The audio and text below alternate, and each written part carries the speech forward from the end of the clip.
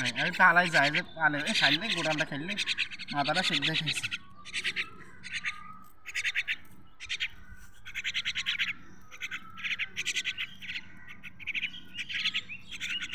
আমার উঠতেছে ভালো মতন আমি গোটালে উঠছি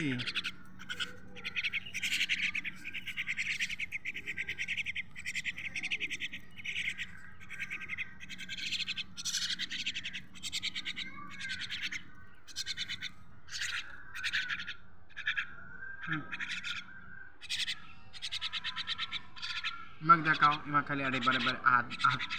দিকে বসে সেই দেখাবো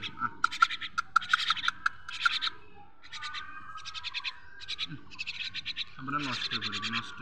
আয়